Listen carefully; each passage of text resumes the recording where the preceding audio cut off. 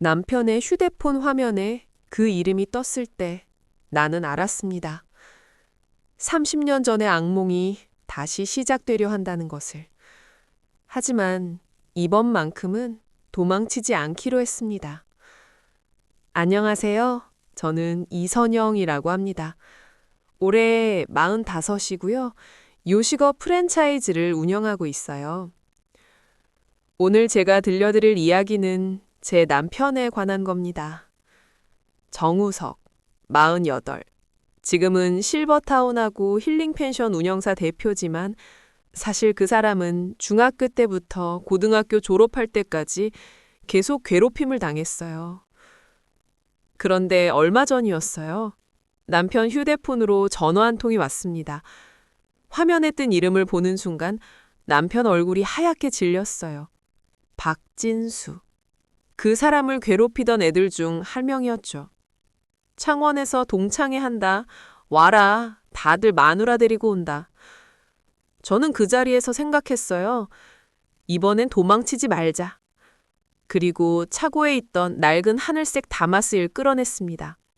남편이 학창시절 내내 반찬 트럭이라고 놀림받던 바로 그 차요. 그날 우리가 그 차를 타고 동창회에 나타났을 때 모두의 표정이 어땠는지 아세요? 지금부터 그 이야기를 들려드릴게요. 저는 시장 골목 끝에 허름한 판잣집에서 자랐어요. 방 하나, 부엌 하나, 화장실은 공동이었고요. 부모님은 새벽마다 반찬이랑 김치를 담가서 리어카에 싣고 시장으로 나가셨죠. 저도 새벽 4시면 일어나서 신문 배달하고 5시 반은 우유 배달했어요. 그러고 나서 학교 갔죠. 친구들이 학원 이야기할 때 저는 가방 한쪽에 찌그러진 도시락을 숨기고 있었어요. 점심시간이 되면 화장실 칸막이에 숨어서 못 꺼냈죠. 부실한 도시락이 들킬까 봐요. 언젠가는 나도 그게 제 유일한 희망이었어요. 언젠가는 나도 가게 하나쯤은 차릴 수 있을 거라는 거. 고등학교 졸업하고 대학은 포기했어요. 대신 분식집 알바를 시작했고 저녁에는 술집 주방에서 설거지를 했습니다. 손이 트고 갈라져도 참았어요. 통장 잔고가 조금씩 늘어나는 게 보일 때마다 가슴이 뛰었거든요. 24 되던 해 드디어 작은 반찬 가게를 열었어요. 시장 한 구석 평수도 작고 권리금도 싼 곳이었지만 제겐 전부였죠. 시장 아주머니들이 어린 것이 손맛이 좋네 하며 단골이 되어주셨고 그렇게 모은 돈으로 가게를 하나씩 늘렸습니다. 가게가 셋으로 늘어날 즈음이었어요. 시장 입구에 작은 채소 가게가 하나 있었는데 거기서 늘 찬거리를 사가시는 아주머니가 계셨어요. 오말순. 나중에 제 시어머니가 되는 분이죠. 선영아, 우리 아들 한번 만나볼래? 어느 날 아주머니가 그러시더라고요. 너 또래인데 사람 만나는 걸 너무 어려워해서 말이야. 처음 본 정우석은 키가 크고 말랐어요. 제 눈도 제대로 못 마주치고 인사도 작은 목소리로 겨우 했죠. 커피를 마시는 내내 손을 떨고 있더라고요. 이 사람 뭔가 있구나. 첫인상이 그랬어요. 상처받은 사람 같았죠. 몇 번 더 만나면서 조금씩 알게 됐어요. 우석 씨가 중학교 때부터 고등학교 졸업할 때까지 전교 1등이었다는 것. 하지만 그 성적 때문에 더 괴롭힘을 당했다는 것도요. 공부만 하는 찐따, 다마스 빵꾸쟁이. 애들이 그렇게 불렀대요. 우석 씨 어머니 그러니까 지금 제 시어머니가 낡은 하늘색 다마스를 몰고 도시락 배달을 다니셨거든요. 시골 장터에서 마을로, 마을에서 또 다른 동네로 그 차를 타고 우석 씨는 등하교를 했고 아이들은 그걸 도시락 트럭이라고 놀린 거예요. 어느 날 우석 씨가 떨리는 목소리로 말했어요.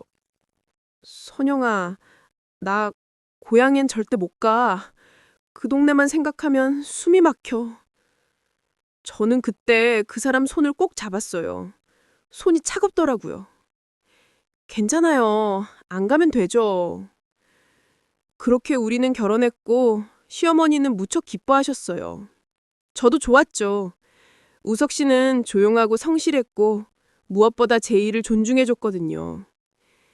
우석 씨는 대학에서 건축이랑 도시계획을 전공했어요. 저는 시장 감각이랑 부동산 안목이 있었고요. 둘이 머리를 맞대고 사업 계획을 짜기 시작했죠. 나이 들어도 편하게 살 수 있는 곳을 만들자. 그게 우리의 목표였어요. 실버타운, 힐링 펜션. 처음엔 작게 시작했지만 입소문이 나면서 사업이 커졌습니다. 제 요식업도 실버타운하고 제휴를 맺으면서 전국 체인으로 확장되고요. 겉으로 보면 우리는 성공한 부부였어요. 하지만 집에 돌아오면 달랐죠. 밤마다 우석 씨가 악몽을 꿨어요. 자다가 비명을 지르고 저를 밀쳐낼 만큼 몸부림을 쳤습니다. 땀에 흠뻑 젖은 채로 일어나서는 한참을 멍하니 앉아있곤 했죠. 미안해 선영아, 또 꿈 꿨어. 저는 그 사람 등을 쓰다듬으며 말했어요. 상담 한번 받아보는 게 어때요? 우석 씨는 고개를 저었어요. 하지만 악몽은 점점 심해졌고 결국 상담을 시작했습니다. 몇 달이 지나면서 조금씩 나아지는 것 같았는데 그때였어요. 우석 씨 휴대폰으로 전화가 걸려왔죠. 화면에 뜬 이름을 보는 순간 우석 씨 얼굴에서 핏기가 싹 까졌어요. 박진수. 그 이름만 봐도 저는 알 수 있었어요. 우석 씨를 괴롭혔던 애들 중 한 명이라는 걸요. 우석 씨는 한참을 그 휴대폰을 들여다보더니 떨리는 손으로 전화를 받았어요. 스피커폰은 아니었지만 저는 옆에서 들을 수 있었죠. 남자 목소리가 들려왔습니다. 크고 거친 목소리였어요. 야, 정우석! 나 박진수야! 기억하지? 우석 씨가 입술을 깨물었어요. 대답이 없자 전화기 너머에서 웃음소리가 들려왔습니다. 창원에서 동창회 한다. 남자 동창들 다 모인대. 너도 와. 마누라도 데리고 오고. 그 말투에는 비아냥이 섞여 있었어요. 공부만 하던 애가 뭐하고 사나 궁금하다는 투였죠. 전화를 끊고 나서 우석 씨는 한참을 말이 없었어요. 그러다가 갑자기 화장실로 뛰어가더니 토하기 시작했습니다. 저는 등을 두들겨주면서 물을 가져다 드렸죠. 안 가도 돼요. 핑계대면 되잖아요. 우석 씨가 고개를 저었어요. 선영아, 나 평생 도망만 쳤어. 이번엔 정면으로 마주해볼까? 그 사람 눈에 눈물이 고였어요. 자기도 이제 어른이고 사업도 하고 가정도 있다면서요. 도망치지 말자고요. 저는 그때 우석 씨가 얼마나 용기를 내고 있는지 알았어요. 하지만 동시에 불안했죠. 저 사람들 편했을까? 다음날 우석 씨는 회사에서 집중을 못했대요. 직원들이 물어봐도 대답을 못하고 서류를 보다가도 멍하니 창밖만 바라봤다고 했죠. 저녁에 집에 돌아왔을 때 그 사람 얼굴은 완전히 지쳐 있었어요. 저녁도 안 먹고 침대에 누웠습니다. 저는 거실에 앉아서 생각했어요. 어떻게 해야 할까? 그때 시어머니한테서 전화가 왔습니다. 선영아, 우석이 괜찮니? 오늘 전화했는데 목소리가 이상하더라. 저는 사실대로 말씀드렸어요. 박진수란 사람한테서 전화 왔고 동창회에 가겠다고요. 시어머니가 한참 말이 없으시더니 낮은 목소리로 말씀하셨어요.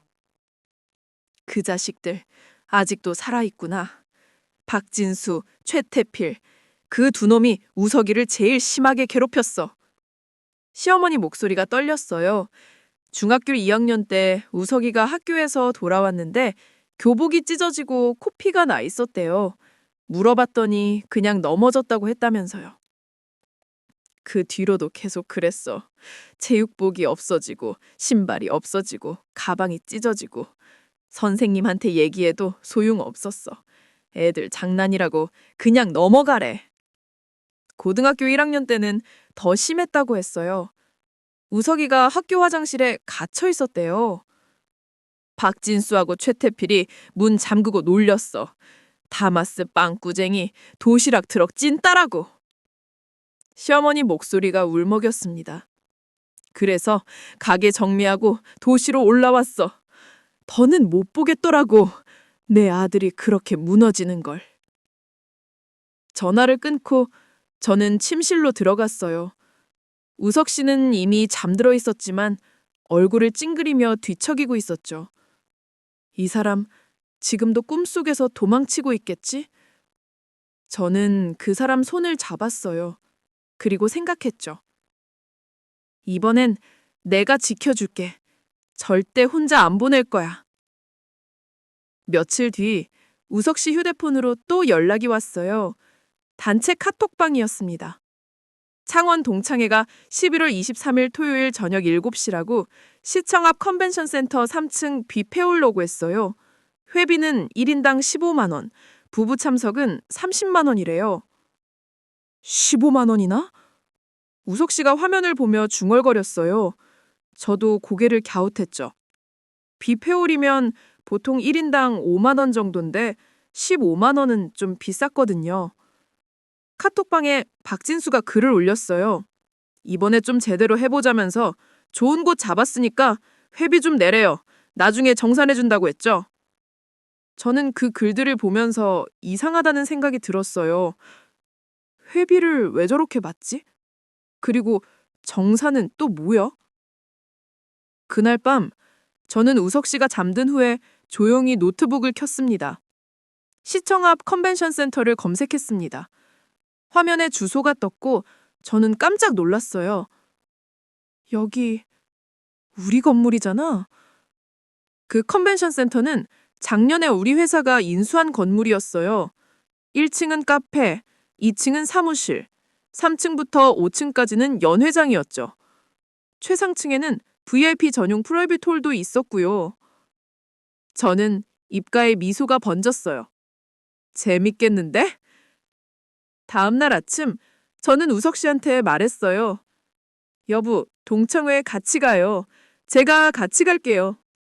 우석 씨가 놀란 얼굴로 저를 봤어요. 손용아, 괜찮아. 나 혼자 가도 돼.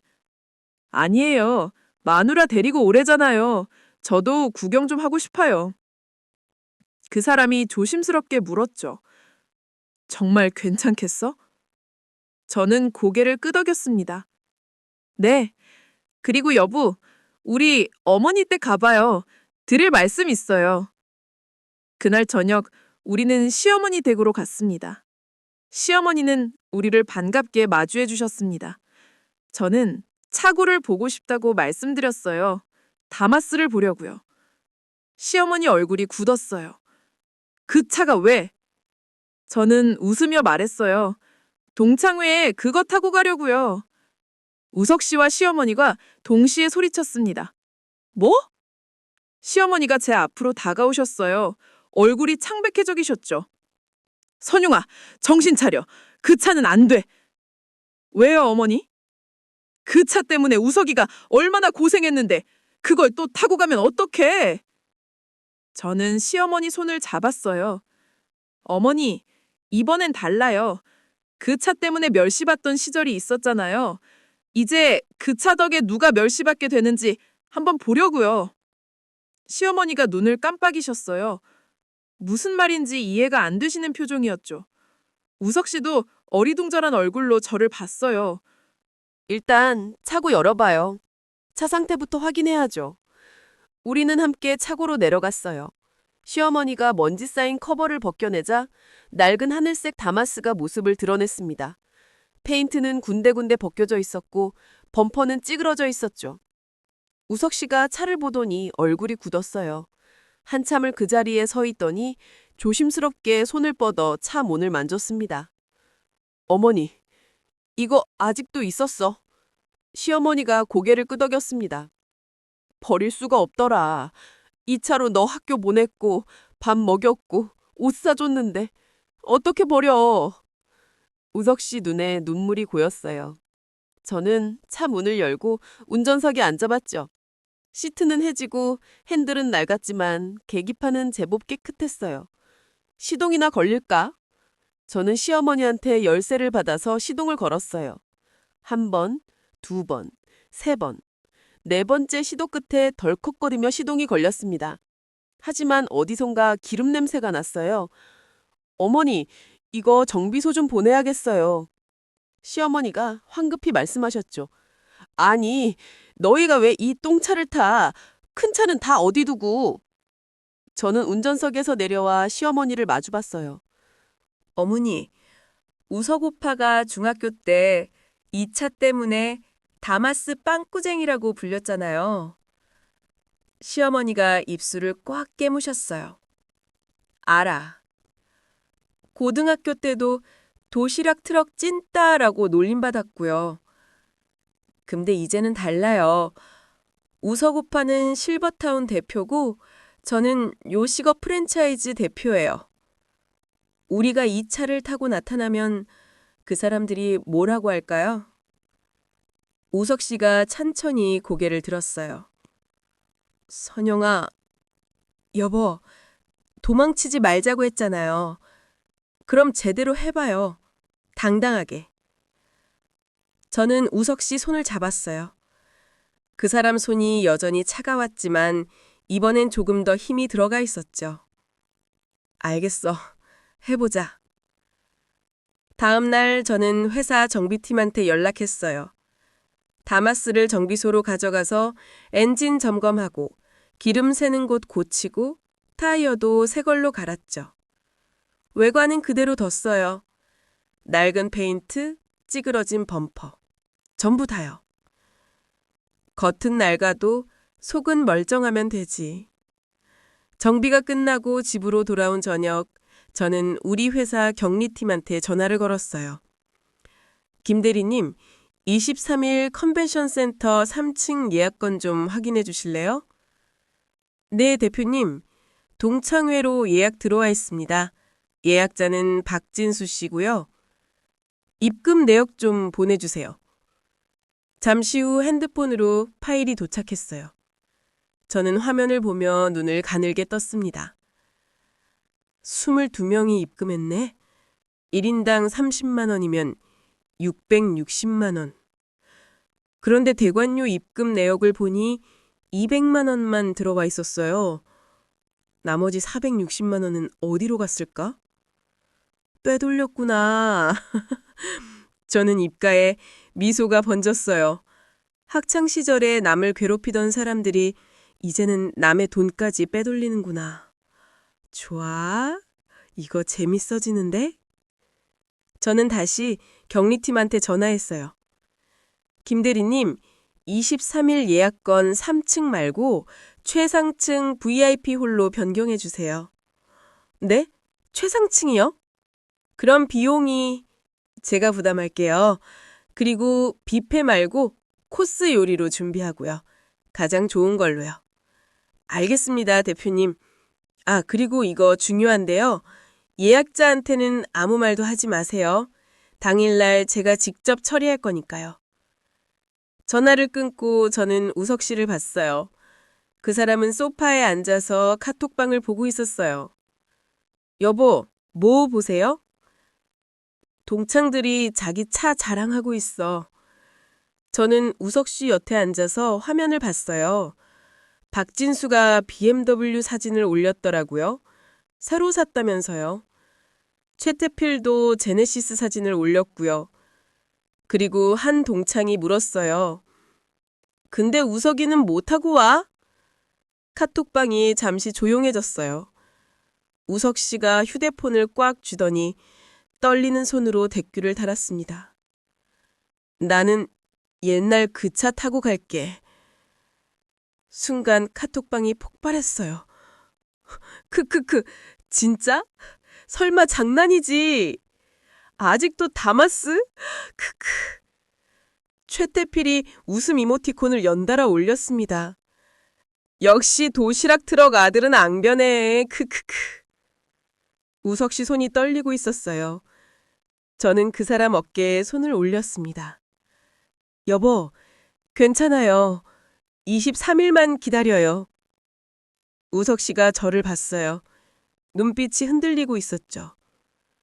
선영아, 내가 잘하는 걸까? 네, 잘하고 있어요. 저는 우석 씨를 꼭 안아줬어요. 그날 밤 우석 씨는 또 악몽을 꿨습니다. 하지만 이번엔 제가 손을 잡아줬고 그 사람은 다시 잠들 수 있었죠. 11월 23일 토요일. 아침부터 우석 씨는 안절부절 못했어요. 정장을 꺼냈다가 다시 넣고 넥타이를 골랐다가 바꾸고. 저는 조용히 지켜보다가 말했어요. 여보, 회색 정장이 잘 어울려요. 우석 씨가 고개를 끄덕이고 회색 정장을 입었어요. 저도 단정한 네이비 원피스를 골라 입었죠. 거울 앞에선 우리는 평범한 중년 부부처럼 보였어요. 하지만 차고로 내려가서 다마스 앞에 섰을 때 분위기가 달라졌습니다. 낡은 하늘색 차체, 찌그러진 범퍼, 벗겨진 페인트. 우석 씨가 차를 바라보며 한참을 서 있었어요. 선용아, 네? 이 차를 타고 가는 게 정말 맞을까? 저는 운전석 문을 열며 말했어요. 여보, 이 차는 어머니가 우석 오빠 키우신 차예요. 부끄러운 게 아니라 자랑스러운 거예요. 우석 씨가 천천히 조수석에 탔어요. 저는 시동을 걸었습니다. 정비를 받아서 그런지 한 번에 걸렸어요. 출발할게요. 고속도로에 진입하자 옆 차들이 우리를 신기한 듯 쳐내갔어요. 어떤 차는 속도를 줄이며 구경하기도 했죠. 저는 신경 쓰지 않고 앞만 보고 달렸습니다. 우석 씨가 창밖을 보며 말했어요. 선용아, 나 무서워. 저도 무서워요. 그런데 왜 이러는 거야? 저는 잠시 생각하다가 대답했어요. 무서워도 해야 할 일이 있으니까요. 그리고 여보, 혼자가 아니잖아요. 우석 씨가 제 손을 잡았어요. 따뜻했습니다. 6시 50분. 우리는 시청 앞 컨벤션 센터 주차장 입구에 도착했어요. 건물 앞에 사람들이 모여 있었죠. 정장 차림의 남자들과 화려하게 차려입은 여자들이었습니다. 그리고 주차장에는 BMW, 제네시스, 아우디 같은 고급차들이 줄지어 서 있었습니다. 저는 다마스를 그 고급차들 사이에 천천히 주차했어요. 순간 건물 입구 쪽에 서 있던 사람들의 시선이 일제히 우리에게 쏠렸습니다. 아니, 정확히는 우리가 타고 온 낡은 다마스에 쏠렸죠. 저는 우석 씨를 봤어요. 여보, 내려요. 우석 씨가 안전벨트를 풀다가 손을 멈췄어요. 떨리고 있었습니다. 선용아, 우리 괜찮겠지? 저는 그 사람 손을 꼭 잡았어요. 여보, 우리 함께 내려요. 우리는 동시에 차에서 내렸습니다. 한 남자가 눈을 동그랗게 뜨며 다가왔어요. 덩치가 크고 얼굴이 붉은 사람이었습니다. 박진수였어요. 야, 정석? 진짜 다마스 타고 왔네? 우석 씨가 굳은 얼굴로 고개를 숙였어요. 박진수 옆에 서 있던 또 다른 남자가 웃음을 터뜨렸습니다. 키가 작고 마른 체형이었는데 눈빛이 날카로웠죠. 최태필이었습니다. 추억의 도시락 트럭이네. 우리 농담인 줄 알았는데 진짜로 타고 왔어? 주변에 있던 동창들이 하나둘 모여들었습니다. 다들 우리 차를 보며 수군거렸습니다. 누군가 웃음을 참는 소리도 들렸어요. 박진수가 차 주위를 한 바퀴 돌았어요. 찌그러진 범퍼를 발로 툭툭 치더니 고개를 저었죠. 야, 너 사업한다며? 근데 아직도 이런 거 타냐? 최태필도 다가와서 차 옆면을 쳤습니다. 벗겨진 페인트가 조금 떨어졌습니다. 우석 씨가 주먹을 꽉 쥐었어요. 박진수가 저를 훑어보더니 씩 웃었어요. 우석이 와이프? 남편이 이런 차 몰고 다니는 거 창피하지 않아요? 저는 그의 눈을 똑바로 보며 말했어요. 아니요, 전혀요. 오히려 자랑스러운데요. 박진수와 최태필이 서로 쳐다보며 웃었습니다. 주변에 있던 동창들도 웃음을 참지 못했죠. 그때였어요. 건물 안에서 한 직원이 헐레벌떡 뛰어나왔습니다. 우리 회사 컨벤션 센터 매니저 김민준이었습니다. 김 매니저는 주변을 둘러보다가 저를 발견했어요. 그리고 깊이 허리를 숙이며 다가왔습니다. 이 대표님, 여기까지 직접 오셨어요? 제가 주차장으로 모시러 갈 걸 그랬습니다. 순간 주변이 조용해졌어요. 박진수가 눈을 깜빡거리며 물었어요. 대표님이요? 김 매니저가 고개를 갸웃하며 박진수를 봤어요. 네, 우리 이선영 대표님이신데요. 정우석 대표님도 오셨고요. 최태필이 어리둥절한 표정으로 저를 봤어요. 대표? 무슨 대표? 저는 명함을 꺼내서 건넸어요. 이선영, 맛담 프랜차이즈 대표이사입니다. 그리고 이쪽은 제 남편, 실버케어그룹 정우석 대표고요. 박진수가 명함을 받아들고 멍하니 쳐다봤어요. 김 매니저가 밝게 웃으며 말했어요. 준비 다 됐습니다. 최상층 VIP 홀로 안내해 드릴게요. 박진수가 화들짝 놀라며 물었어요. 최상층? 우리 3층 뷔페홀 예약했는데요? 김 매니저가 저를 보며 설명했어요. 대표님께서 변경하셨습니다. 오늘 모임이 특별하다고 하시면서 최상층으로 업그레이드 하라고 하셨거든요. 주변 동창들이 술렁거리기 시작했어요. 한 여자 동창이 놀란 표정으로 물었어요. 그럼 이 건물이... 저는 웃으며 대답했어요. 네, 저희 회사 건물 중 하나예요. 순간 분위기가 완전히 바뀌었어요. 동창들이 웅성거리기 시작했고 박진수와 최태필은 얼굴이 하얗게 질렸죠. 저는 김 매니저에게 말했어요. 그럼 모두 안으로 모시죠. 엘리베이터에 탄 사람들은 조용했어요. 아까까지의 웃음기는 온데간데 없고 다들 저와 우석 씨를 힐끔힐끔 쳐다봤죠. 박진수와 최태필은 구석에 서서 바닥만 응시하고 있었어요. 엘리베이터 문이 열리자 화려한 프라이빗 홀이 나타났어요. 통유리 너머로 창원 시내 야경이 펼쳐져 있었고 테이블마다 촛불이 켜져 있었습니다.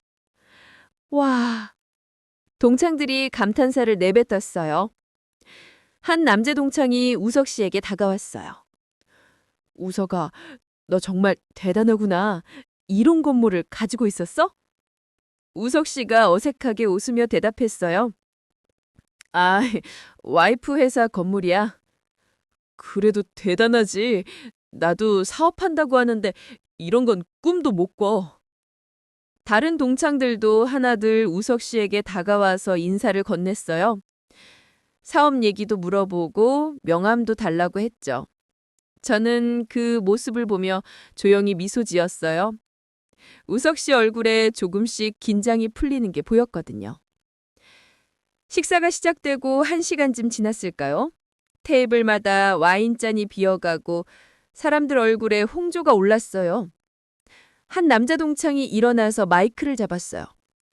오늘 이렇게 좋은 자리 마련해준 진수한테 박수! 동창들이 박수를 쳤어요. 하지만 몇몇은 어색한 표정이었습니다. 박진수가 억지로 웃으며 손을 흔들었어요. 그때 최태필이 갑자기 끼어들었어요. 술에 취한 듯 얼굴이 붉어져 있었죠. 근데 말이야 우석아. 우석 씨가 최태필을 봤어요. 너 사업 잘 되면서 왜 다마스는 아직도 타냐? 돈 있으면 차 좀 바꾸지. 주변이 조용해졌어요. 몇몇 동창들이 불편한 표정으로 최태필을 쳐다봤습니다. 우석 씨 얼굴이 굳었어요. 저는 그 사람 손을 꼭 잡았습니다. 최태필이 계속 말했어요. 아까 봤는데 완전 고물차던데 부끄럽지도 않아? 분위기가 싸늘해졌어요. 박진수가 최태필을 말리려 했지만 최태필은 멈추지 않았어요. 그래서 우리가 학교 다닐 때 놀렸던 거잖아. 도시락 트럭 찐따라보. 기억나? 순간 우석 손이 차갑게 식었어요. 저는 더 이상 참을 수 없었습니다. 저는 천천히 일어났어요. 최태필 씨. 제 목소리가 홀 안에 울려 터졌습니다. 모두가 저를 쳐다봤어요. 그게 자랑스러운 일인가요? 최태필이 술에 취한 눈으로 저를 봤어요. 뭐라고요? 남을 괴롭힌 게 자랑스러운 일이냐고요. 주변이 조용해졌어요. 저는 최태필과 박진수를 번갈아 보며 말했어요. 제 남편은 그 차 때문에 도시락 트럭 찐따라고 불렸어요. 맞죠? 최태필이 입을 다물었어요. 그런데 그 차가 있었기에 남편은 학교를 다닐 수 있었어요. 밥을 먹을 수 있었고 공부를 할 수 있었죠. 지금 이 자리에도 올 수 있었고요. 저는 홀 안을 둘러보며 말했어요.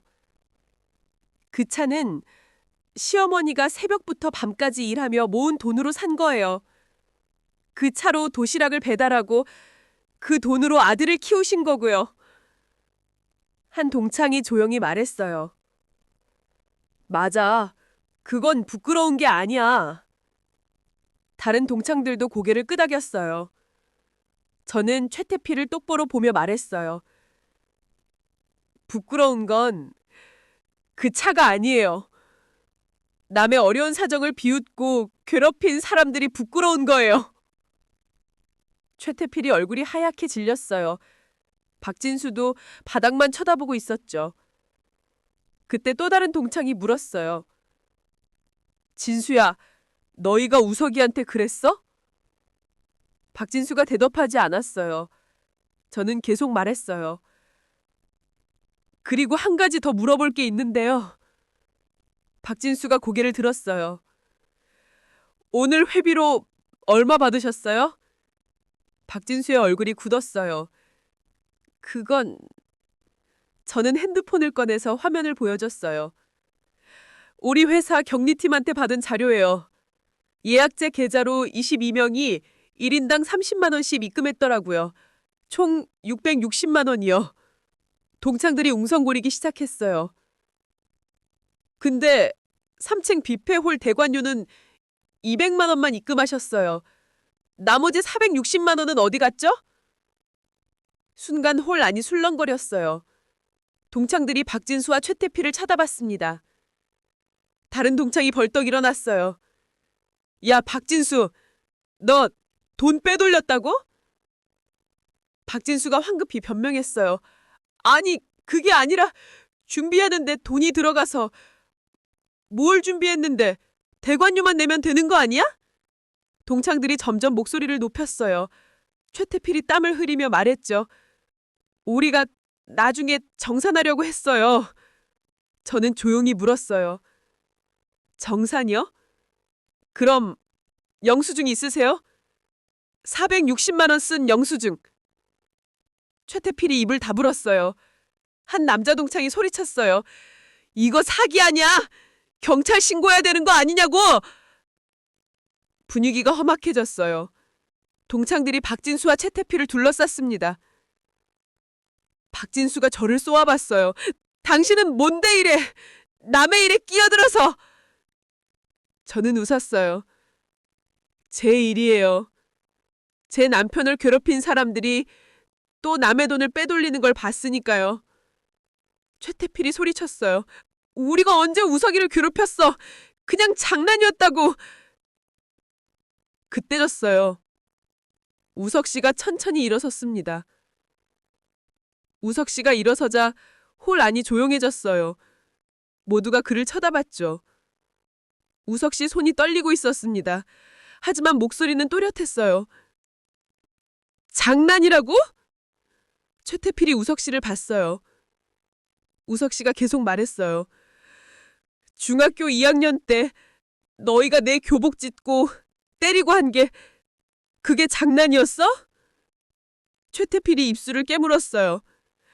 고등학교 1학년 때 화장실에 나 가둬놓고 다마스 빵꾸쟁이 도시락 트럭 찐따라고 놀린 거 그것도 장난이었어? 박진수가 바닥을 쳐다봤어요. 우석 씨 목소리가 떨리기 시작했어요. 난 그때부터 지금까지 트라우마로 악몽을 꿔. 밤마다 너희한테 쫓기는 꿈을 꾸고 비명을 지르면 깨어나. 동창들이 숨을 죽이고 들었어요. 사람들 만나는 게 무서워서 밖에도 못 나갔어. 어머니가 그 차 타고 학교 데리러 올까가 일부러 늦게 나왔고. 우석 씨 눈에 눈물이 고였어요. 그게 장난의 결과야? 한 사람의 인생을 망가뜨리는 게 장난이라고? 최태필이 고개를 숙였어요. 박진수도 아무 말도 하지 못했죠. 우석 씨가 두 사람을 똑바로 보며 말했어요. 하지만 난 이제 더 이상 도망치지 않을 거야. 제 눈에도 눈물이 고였어요. 우석 씨가 제 손을 잡았습니다. 내 아내가 말했어. 부끄러운 건 그 차가 아니라 남을 괴롭힌 사람들이라고. 우석 씨가 홀 안을 둘러보며 말했어요. 난 이제 더 이상 다마스가 부끄럽지 않아. 그 차 덕분에 내가 여기 있으니까. 그 차로 나를 키워준 어머니가 자랑스러우니까. 동창 몇몇이 박수를 치기 시작했어요. 그러자 다른 사람들도 따라서 박수를 쳤습니다. 우석지가 박진수와 채태피를 보며 마지막으로 말했어요. 너희한테 크게 뭘 바라진 않아. 그냥 사과를 받고 싶어. 진심으로. 한참 식묵이 흘렀어요. 박진수가 먼저 고개를 숙였습니다. 미안하다, 우석아. 정말 미안해. 목소리가 떨리고 있었어요. 진심이 담긴 사과였죠. 최태필도 고개를 숙였어요. 나도 미안해. 우석아, 진짜 미안하다. 우석 씨가 그들을 바라봤어요. 그리고 천천히 고개를 끄덕였습니다. 알았어. 고맙다. 사과해줘서. 동창회가 끝나고 우리는 다시 다마스를 타고 집으로 향했어요. 고속도로를 달리는 내내 우석 씨는 창밖을 바라보고 있었어요. 표정이 평온했습니다. 선영아, 응? 고마워. 오늘 네가 없었으면. 저는 우석 씨 손을 잡았어요. 당연한 거예요. 휴게소에 잠시 들렀을 때 우석 씨가 말했어요. 나 사실 오늘 가기 전까지 엄청 무서웠어. 또 옛날처럼 무시당할까 봐. 지금은요? 우석 씨가 저를 보며 웃었어요. 속이 다 후련해. 그리고 깨달았어. 다마스가 부끄러운 게 아니라는 거. 어머니가 나 키우려고 얼마나 고생하셨는데. 집에 도착했을 때 시어머니가 기다리고 계셨어요. 우석 씨가 시어머니를 안으며 말했어요. 어머니, 미안해요. 다마스 부끄러워했던 거. 아니야, 우석아. 엄마가 미안하지. 아니에요. 그 차면 충분해요. 아니, 그 차가 최고예요. 여기까지 제 이야기를 들어주셔서 감사합니다. 혹시 여러분도 과거의 상처 때문에 힘들어 하시나요? 혹은 사랑하는 사람이 아파하는 걸 지켜보고 계신가요? 부끄러운 건 상처 자체가 아닙니다. 그 상처를 준 사람들이 부끄러운 거예요. 여러분의 이야기를 댓글로 나눠주세요. 우리 모두 조금씩 위로받을 수 있을 거예요. 구독과 좋아요도 부탁드립니다. 여러분의 응원이 큰 힘이 됩니다. 모두 건강하시고 행복하세요. 다음에 또 만나요.